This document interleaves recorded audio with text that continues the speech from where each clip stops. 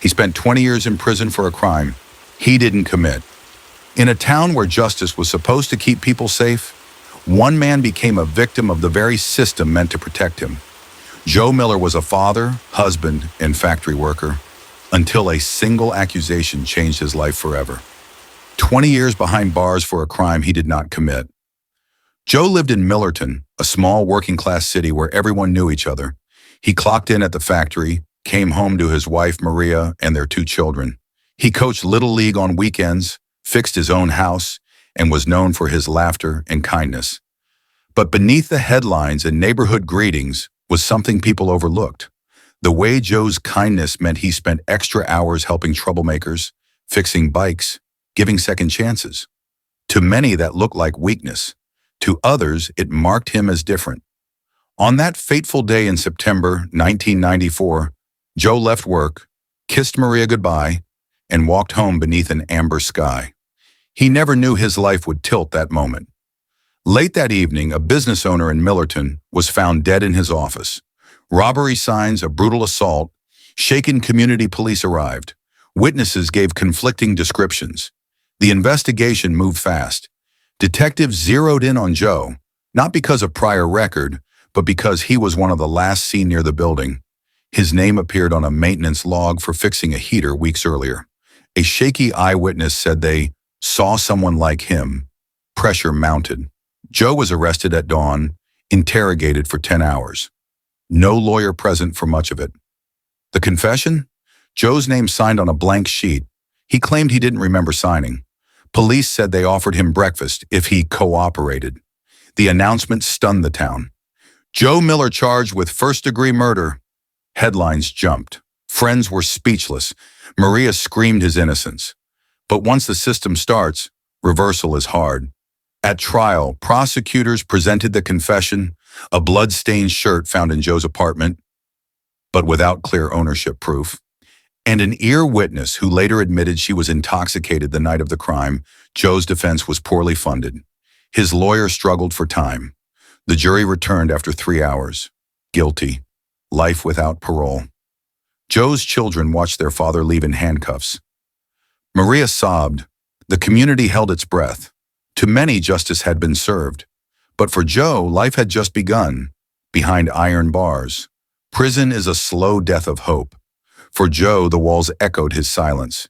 He turned 40, 45, 50 behind bars. Friendships lost, children grown without him, letters unread. He worked in the laundry, tried classes, kept clean. He never gave up. Joe wrote down every memory. He kept his faith. He forgave, quietly. In his journal. In this cell, I'm still free in mind. Meanwhile, injustice continued. Many pieces of evidence were ignored. The heater repair log showing Joe away that night, a witness who recanted but wasn't heard, the torn confession file that suggested coercion, and a little group started asking questions. The State Innocence Unit. They said, wrongful convictions happen more often than you think. In 2013, after 19 years of appeals and denials, new DNA testing became available for Joe's case. A lawyer named Sarah Evans heard about him. She pulled the files, found the heater repair receipts, found that the shirt didn't bear Joe's DNA, found others an hour away matching the crime.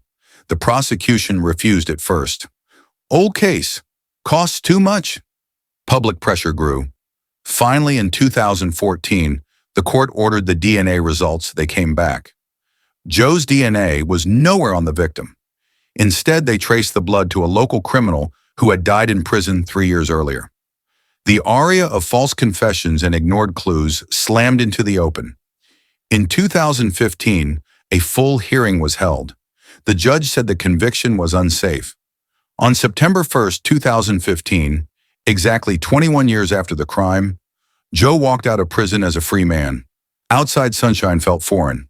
Hugs flowed, cameras zoomed. Joe looked at his children, grown, his wife, aged, his scars, not healed. Freedom didn't mean life returned to normal. Joe's children had little memory of him. Friends had moved on. He felt lost. Maria divorced him. He tried to rebuild. He launched Miller Freedom Center, helping other ex-honorees. He gave speeches. He fought for reform. Still, the cost was high. 2 decades lost, birthdays missed, grandchildren never seen. Yet in his redemption, he found a mission. If this happened to me, it can happen to you.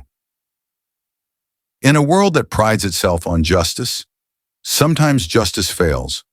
Joe Miller's story is not just about one man's innocence. It's about a system's fragility. It reminds us, never take confession at face value. Evidence ignored costs. Lives, freedom delayed is still injustice. Every time you walk out into sunlight, remember, for someone else, the bars are still closing. If you believe in truth, hit like. If you stand with truth, subscribe. Share this so the world never forgets.